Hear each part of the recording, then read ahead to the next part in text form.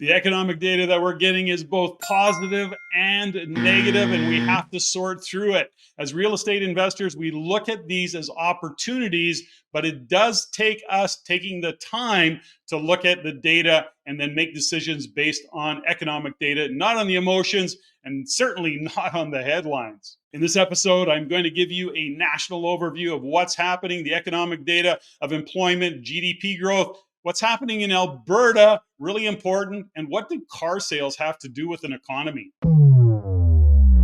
A quick reminder, remember to subscribe, to like, to comment. Let us know what you like, what you don't like, but let us know, and always subscribe. Welcome to Rein It In, episode 35. Yes, I'm going it alone.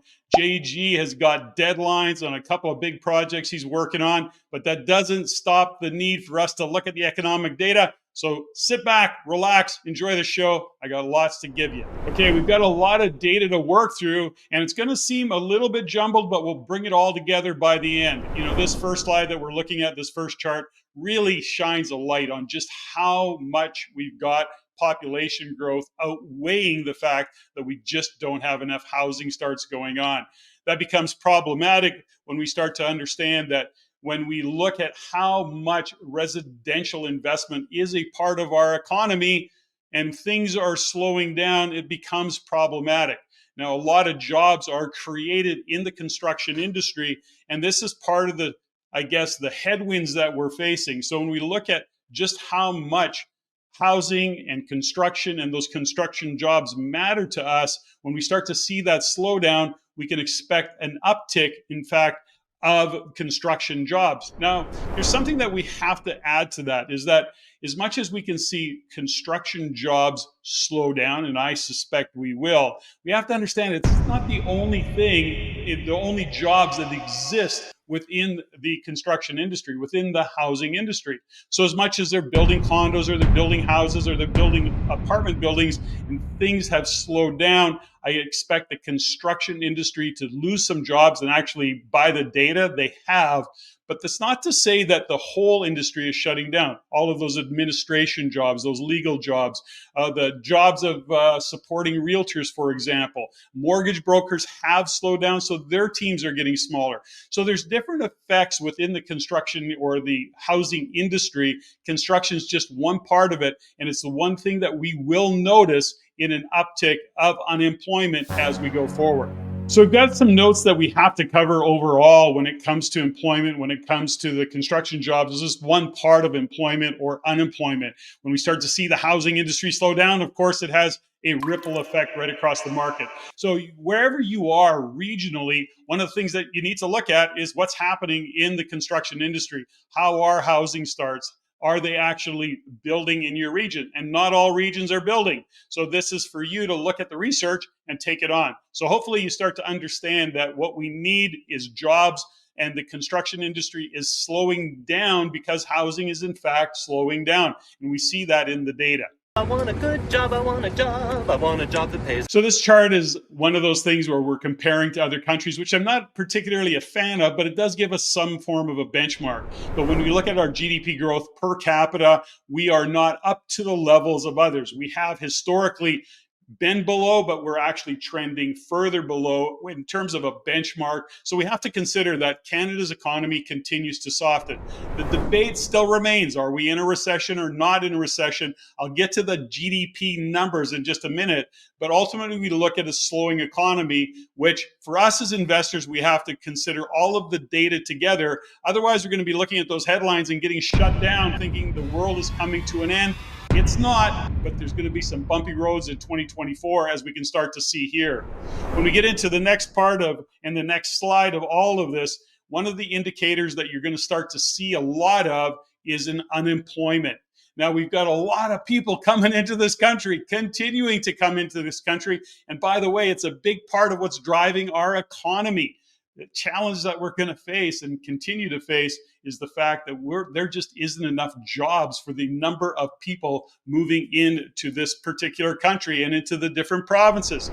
So that's going to be problematic. And this is something, a side note, as investors, you know, when we're looking at the lineup of potential clients / tenants that we're looking for, it's going to be incredibly important to screen those tenants for the jobs that they have, the longevity of those jobs that they have. Our screening is going to be critical given the fact that unemployment, you're going to start to see it uptick based on the fact that we've got a lot of people moving in.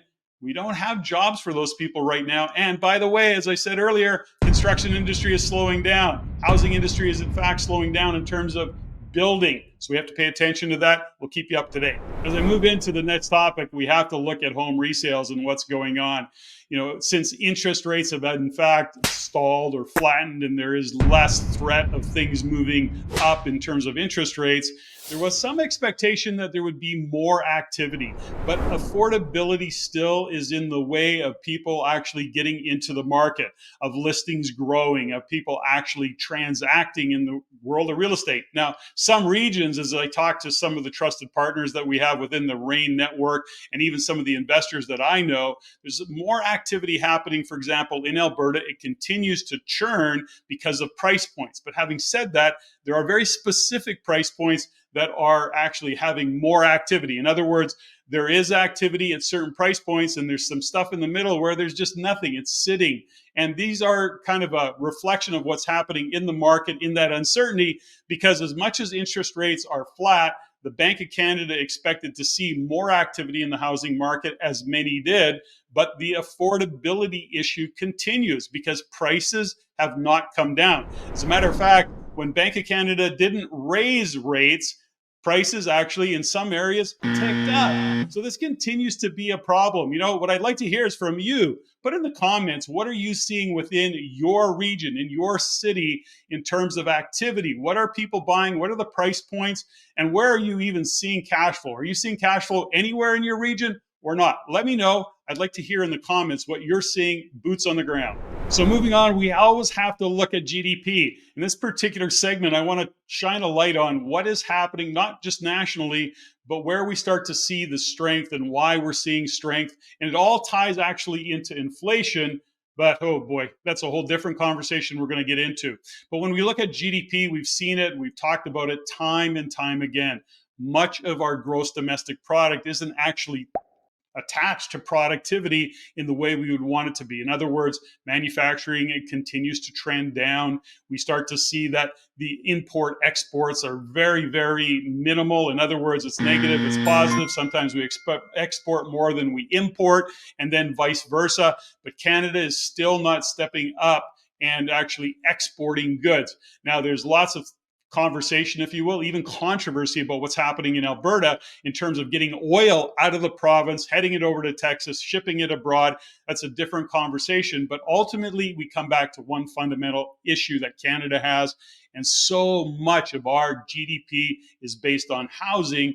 Yet because of interest rates, because deals don't pencil, builders/developers are slowing things down. They're not jumping into the market, although we start to see an uptick in multifamily. Going to talk about that in a minute. All to say this, our GDP remains flat because it's become so reliant on housing. And these are something that we want to be aware of. Again, as investors, we have to take off our end user hat and look at it and say, what is the opportunities that live within this particular housing market, given that it drives a lot of our GDP? So this always comes back to supply and demand. So when we look at this next chart, it really becomes apparent that the population growth is actually about rental growth as well. JG and I've shared on and on and on is that rental prices are going to continue to rise. You're not going to see big pullbacks in the rental market and in the rental price market based on the fact that population growth continues to pour into the country, continues to pour into all of the provinces, really. And yes, we look at Alberta, we look at British Columbia, and we start to see the fact that if you look at this chart, it is historically shows you that what is happening is that rent prices go up based on population growth. And of course, we then have the fundamental of the vacancy rate, which is extremely low. And, it doesn't matter what city you're in right now, vacancy rates continue to be at record lows in almost every city right across the country. That is the supply, that is a demand issue. For those of you who are part of the RAIN community and continue to pay attention to the long-term real estate success formula, guess what? It is exactly how we lay that out. growth, population growth because of jobs, and then ultimately we see increased rental demand, then we see increased or decreased vacancy rates and increased prices. This is very pragmatic. It is a way of looking at it. This chart is an absolute perfect reflection of what we see in that long-term real estate success cycle. Again, put it in the comments. What are you seeing locally? This is where we want to get you engaged so we can get real kind of in the trenches, boots on the ground insights and data from your perspective. Put it in the comments. We cannot have this conversation about real estate, about interest rates, without looking at our annual inflation rate, which is good news, dropped to 2.9 from 2.8, which beat the expectations of 3.1. And there was really a smaller increase in grocery prices and things like internet and cellular prices, and that offset a rise in gasoline prices, which, by the way, in the Fraser Valley are like $1.90 a liter these days. Anyways, prices were up only 2.4% year over year, which is really the least we've seen in the past couple of years.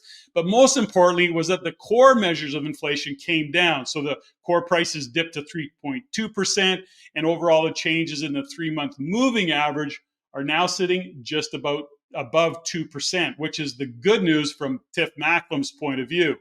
So here's the other side of this equation that we've talked about many times. You know, interest rates are up, but it's also a part of the CPI basket. So in other words, shelter inflation is up 6.5% year over year. No surprise.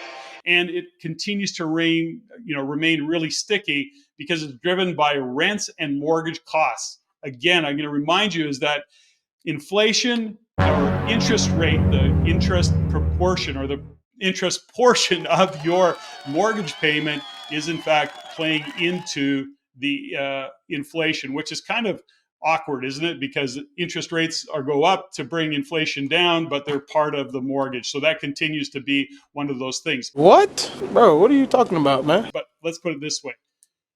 Mortgage interest costs remain a really big driver of headline inflation. But if we take out those mortgage costs, our inflation actually drops to below 2%. Interesting. Now, this again maybe plays well into the Bank of Canada and saying we're going to slow rates or we're going to lower rates. I don't think we can expect that rate. I'll get to that in a minute, a rate decrease that is. But rent inflation is literally at 8.2% this year. Again, rents continue to rise. No surprise to you if you've been listening to this show and really paying attention. We've been saying it time and time again. As investors, we've got a lineup of clients and rents are in fact going up. So they will prove to be sticky given the immigration and the number of people moving into this country.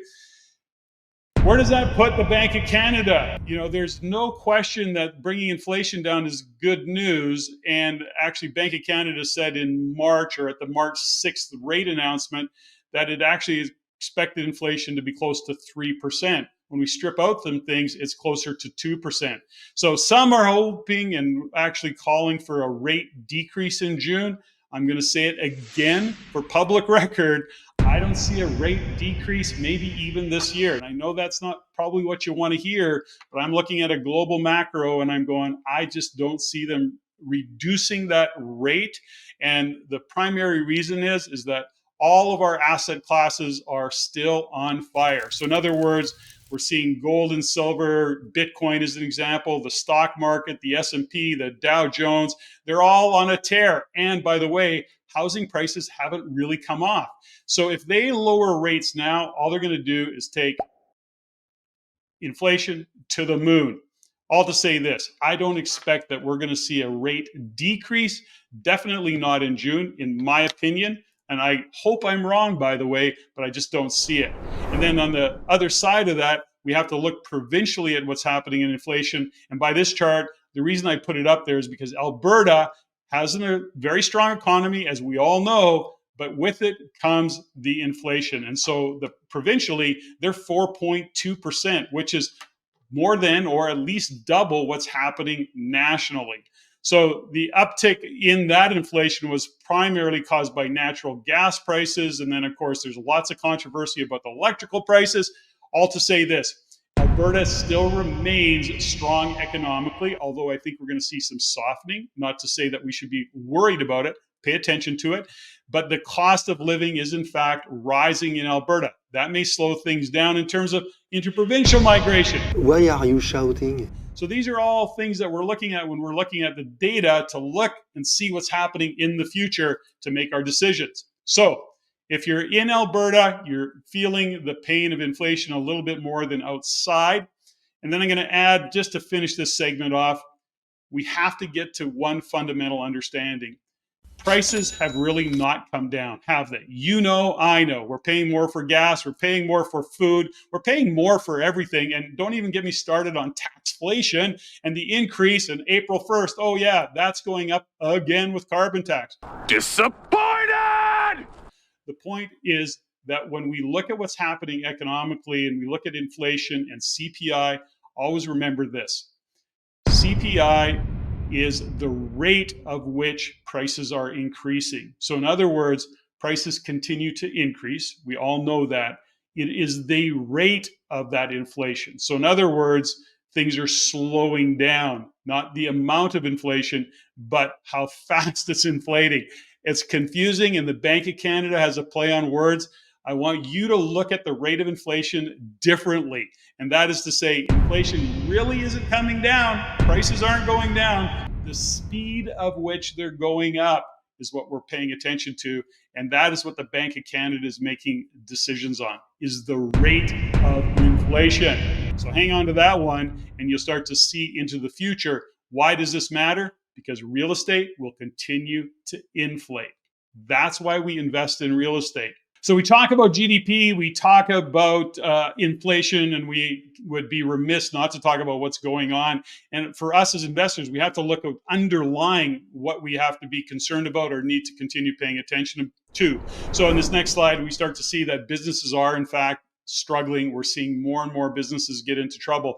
A lot of that, by the way, is driven by these high interest rates. So in other words, the inability to finance inventory, to carry, to sell, the slowdown in retail sales, which is in fact happening, is all starting to slow down businesses. So we see businesses in terms of insolvencies have spiked.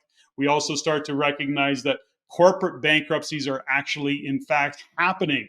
Now, what this matters to us is that as much as a lot of this, and I say a lot, we're starting to see a lot within the housing industry, this speaks to what I said before. We're going to see an uptick in unemployment. And we've got people moving in, not enough jobs to support. Then we got businesses that are either closing their doors or they're claiming insolvency, and they're slowing things right down or cutting right back. Now, this trend will actually continue. You can anticipate that. And we're going to, again, see that unemployment number pick up.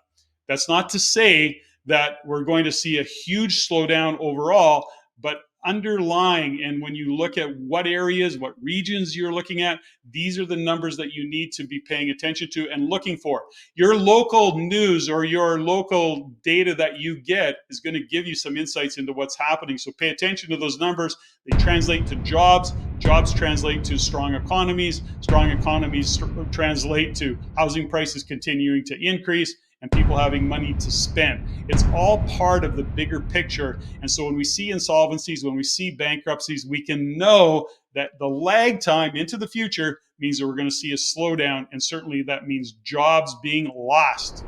To expand on that a little bit, we're also looking at consumer insolvencies. Now you're going to read the headlines, and it's already, we're seeing it, not only consumer insolvencies, but we're talking about mortgage delinquency spiking up. But I want to just point something out here, is that you can see that insolvencies have spiked up, but they're still not over historic numbers. So in other words, the headlines will say one thing, but when we lift the hood a little bit, we go, yeah, we need to pay attention, but we've had stronger or more insolvencies over the history of the record here. We just go back to 2013. We're kind of on par with the trend over that many years.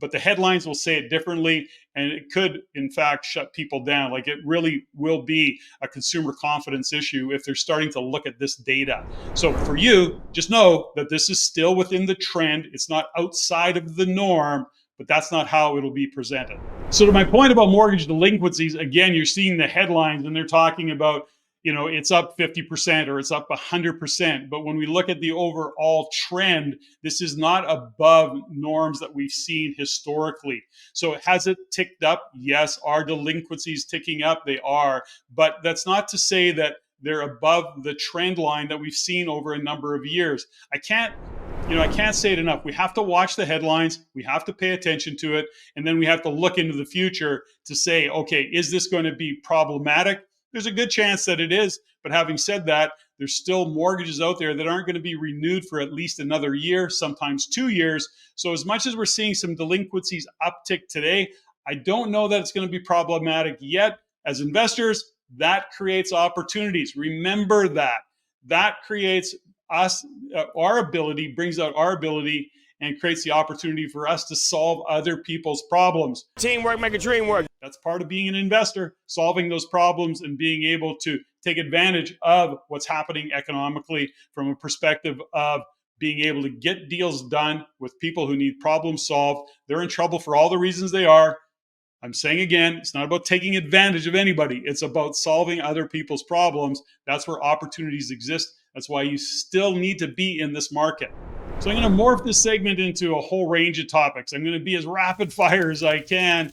It's just a hodgepodge of data that we need to be aware of and understand. So let's do this thing! So when we look at this next slide, for example, we look at the consumer consumption or the growth of consumption per capita, and we've started to see it's really slowing down. So when you look at, for example, in this list, you're looking at purchase of vehicles on the right scale has started to slow down. And I'm going to talk about that in just a minute.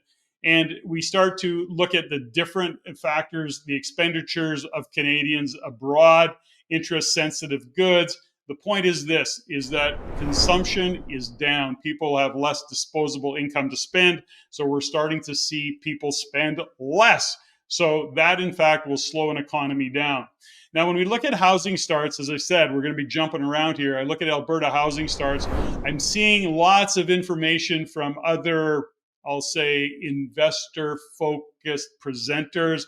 They're being very concerned about all of the construction that's happening. But at the end of the day, housing starts in Alberta have never exceeded about 4,000. We're going to watch that number. I said a few episodes ago that we want to pay attention to it. There's a lot of building going on, but we have to know what, in fact, that building is. When we get into single-family home construction, it is decreasing. So again, when we get into detached single family, so if you're looking for units that you can turn into a duplex or a triplex or whatever it might be, in order for it to cash flow, the number of units that are being built are down. There are lots of purpose-built. I say lots. There's a number of purpose-built detached happening in some provinces, Calgary specifically. But what we do start to see is that there is a trend in the multifamily space. And that really is where the math works for developers. And not only are we seeing it in Canada, we're also seeing it in the US. You're going to hear me a lot talking about the opportunities within the multifamily space because that is where the demand is. Now think about this. Why do I say that? This is starting to be and has been a trend for the past couple of years. But when interest rates came on, we had to look at how our developers, how our builders are actually getting financing. CMHC put some great programs in place for multifamily. Here's the thing. We've got people flooding into this country. We've said it 100 times. And then ultimately it becomes affordability. They cannot afford a house. They cannot afford a condo. They have to move into that apartment style multifamily unit because that's what's affordable. Now, where's the money flowing to? It's flowing to large developments, 100 units plus. And that's because within that size of units, you can have amenities, whether it be a pool or a gym or a playground. And then that actually is attracting those immigrants in to the country who can and are looking for a place that they can afford. Housing's not an option. They don't qualify for a mortgage. They can't afford the rent on a house. They can't afford the rent on a condo. Multifamily is the direction, and it will be for the foreseeable future for developers and even for investors to get involved and engaged in that multifamily space. So when we look at booming economies, this is one of those things that when we look at car sales, it's often a good indication of what's happening economically. As people feel more confident, They, in fact, spend money and they will lease cars, they will buy cars. But this year over year, new vehicle sales are up across the country 13.1%. But what's interesting to note is that what they refer to as the have-not provinces right now, which is Maritimes and Quebec, car sales are up. But in the strongest province in the country, which is Alberta, they're not buying vehicles at the same rate of speed. That speaks to consumer confidence as well. So consider that it's just an indication of what's happening economically. And you're looking at all these little data points, and we have to consider, where are consumers spending money if they're not spending it on kind of some of the necessities, if you will. And we look at Alberta and we see the trend line has been for a number of years trending down, in fact, when it comes to vehicle sales. An indication, just an indication, a little bit of information of what's going on economically. Okay, so I'm going to do just a broad overview of what's going on in the different housing areas or the different housing regions, if you will. You look at Vancouver, single family housing starts continue to trend down. We look at British Columbia overall, single family building permits trending down. So that's to say, not only are the starts, some people would say, well, yeah, but they're going to start building. The government's going to start building. You know this. Don't hold your breath waiting for the government to solve a problem that they were the biggest part of creating the problem. Single family permits in Ontario continue to be low and trending down. When we look at prices nationally, they're down 17%. If you're looking at that headline, if you're a first-time home buyer, you're going, great, finally prices are coming down. But then when you go to buy, you realize they're not down that much, because when you look at down from a peak, it certainly doesn't put it into an affordability range. Sales to new listing ratios in Calgary, everything that comes on, they actually made a headline around slowing sales. They went from 81% sales to listing, or from 82% sales to listing ratio to 81%. So the market in Calgary and Alberta specifically continues to be very robust. Edmonton, Calgary, those two markets, we look at those condo markets. Edmonton is basically non-existent in that condo market. I've said this and given this warning many times. So much money flowing out of British Columbia, out of Ontario, into the Calgary condo market. I am strongly suggesting that you avoid that condo market as investment. That's all I'm suggesting to you. Now, I'm looking at this, and this goes back to what I was talking about earlier. I came to this slide. When we look at the larger multifamily projects, if you just take a minute to look closely at this slide, you see the growth. Why is that? Okay, first off, the math works for a builder and for a developer. If you're buying existing units, the math works. You're looking for a C to turn into a B or a B to turn into an A, all of that languaging. But here's the thing about it. Number one, you can get financing. Number two, the demand is stronger than ever. And number three is that, again, what I said earlier is that the math works better for those amenities that are going to attract a good cohort of tenants. So it's a great tenant profile if you set the building. We'll be talking about that in some of the upcoming meetings. So RAIN members, make sure that you're coming out to those meetings. We're going to be talking about it a lot. So when we look at the tale of two cities, Calgary, Edmonton, if we look at the next couple of charts, the house price appreciation by segment, detached continues to grow in Calgary, and the composite, the overarching, but as well as condo. Now, I want to point out a couple of things. You have to look at historically where that condo market where the housing market was. It is trailing. It has been trailing in Calgary. It's now catching up. When you go to Edmonton and look at that market, you see for how many years. First, it went back, you look into 2010 and you come forward into 2023, 2024. It's taken that many years to even come out of the doldrums, and the prices have not caught up. So in over 20 years, many existing condos are the price today that they paid for them 20 years ago. This condo market, I keep stressing it, is a dangerous one to play. It's a dangerous game to play in Alberta from an investment point of view. Caution, caution, caution. Make sure you're working with somebody who knows that market intimately. And that, folks, is another episode of Rein It In on my own. JG, I miss you. Hope this is helpful. If you like what you learned here, go to the description below and subscribe for our free Insiders newsletter, where you can also stay up to date for our upcoming events and our courses.